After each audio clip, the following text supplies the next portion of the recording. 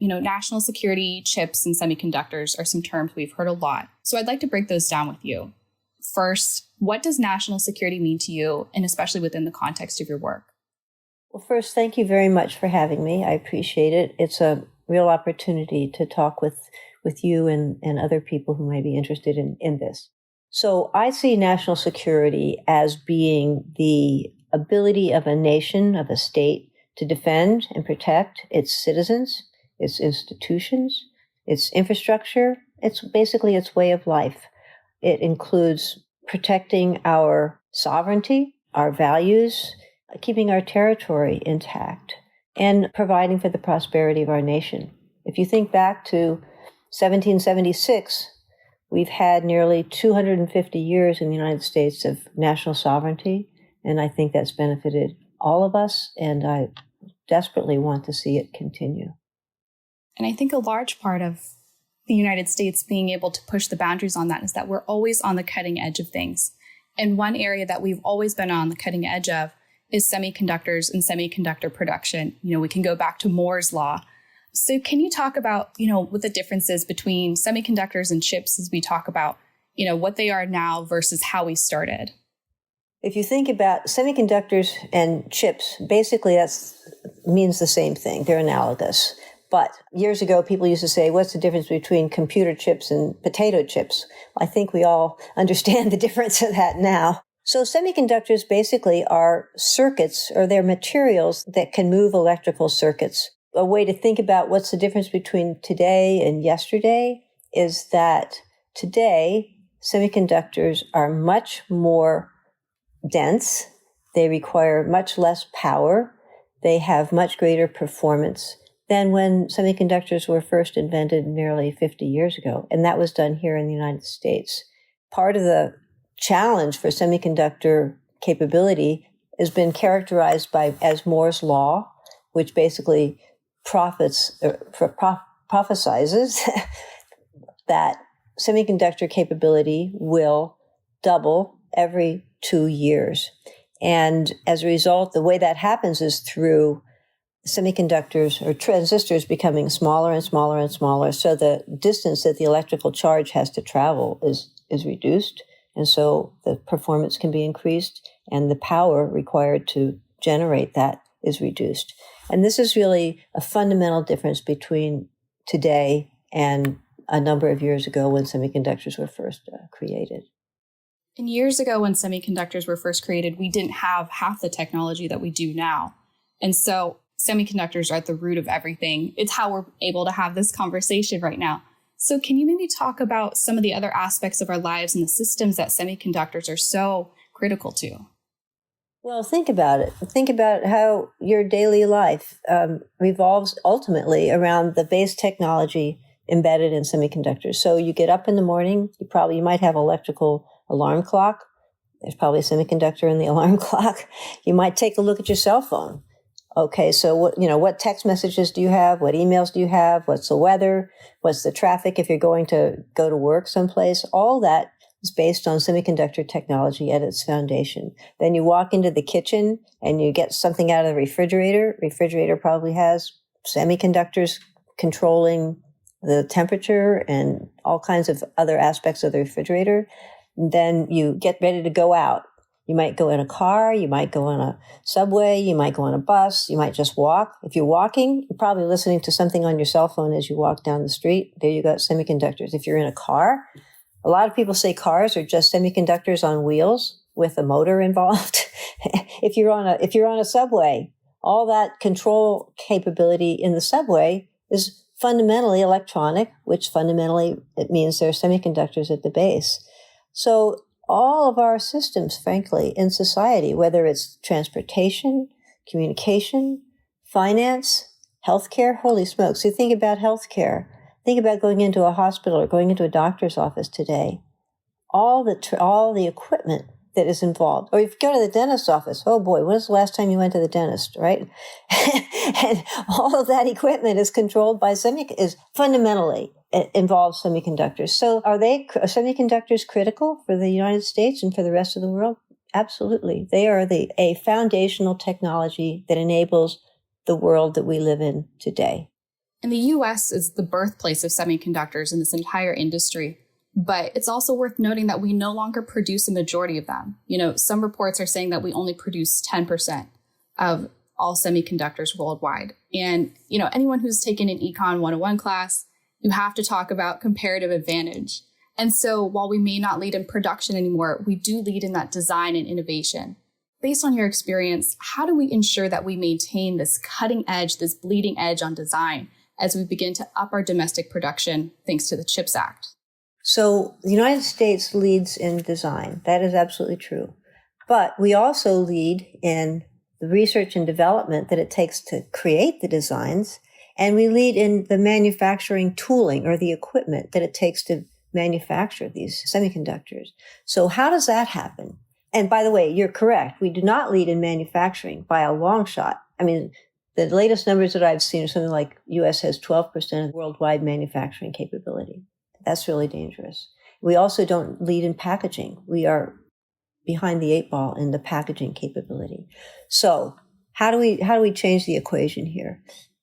The number one thing we can do is invest in research and development.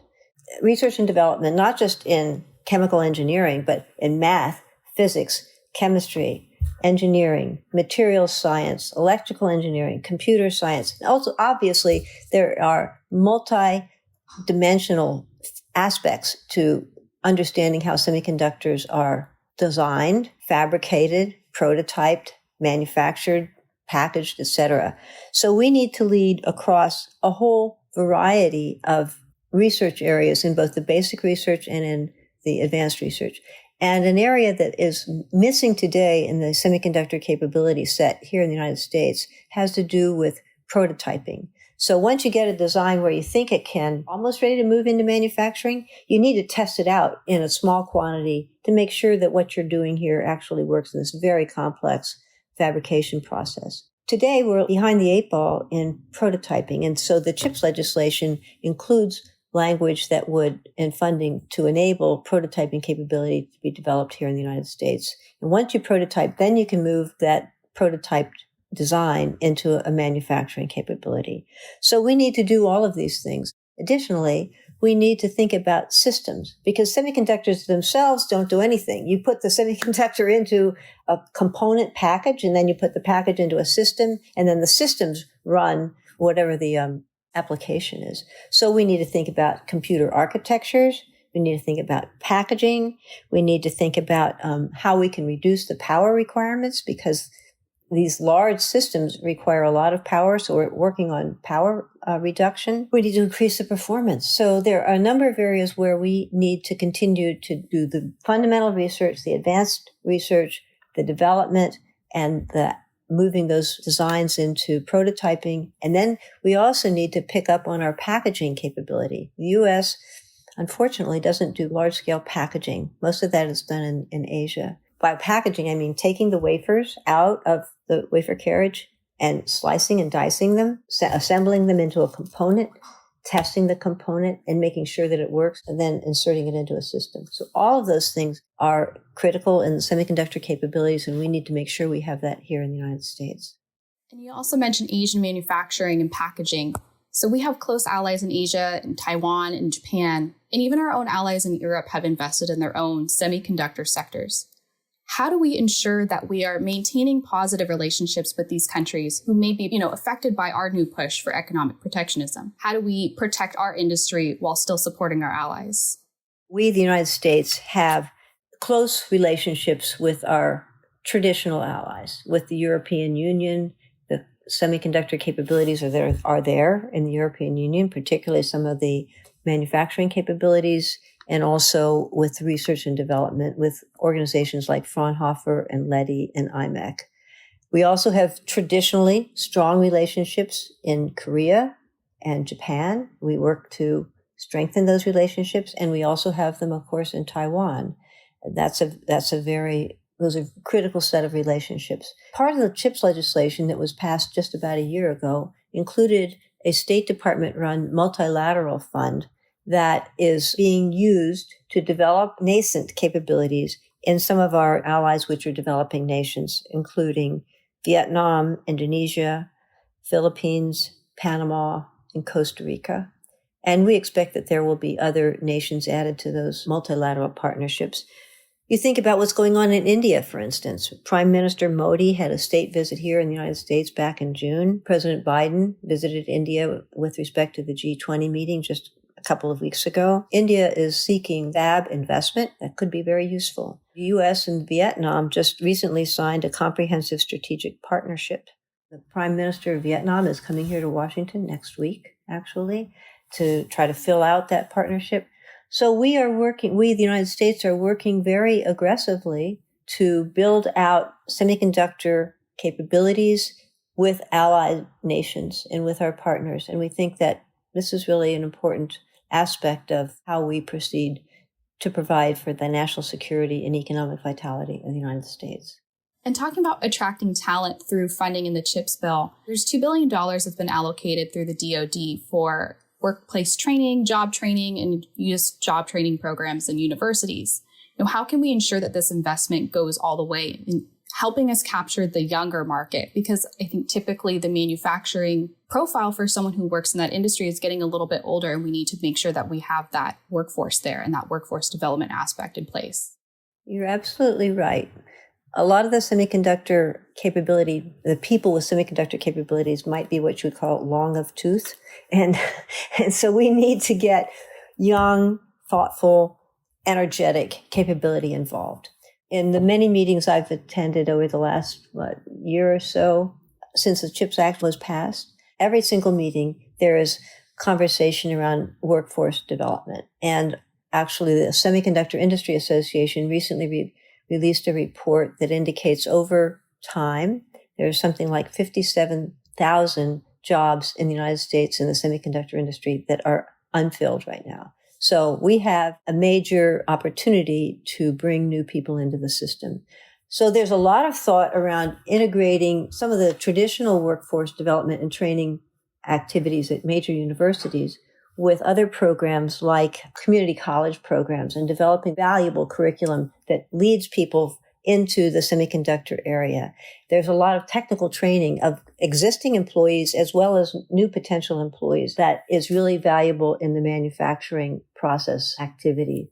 There's much interest in actually going earlier than community colleges, but going back into K through 12. Encouraging young people, really young kids, girls and boys, to understand how important and how much fun it can be to engage in technical activities and to learn the basics of biology and science and physics and chemistry and math at an early age, and to see how those kinds of skills, those kinds of disciplines can be applied in life. I think that's one of the challenges, particularly at the K through 12 age set.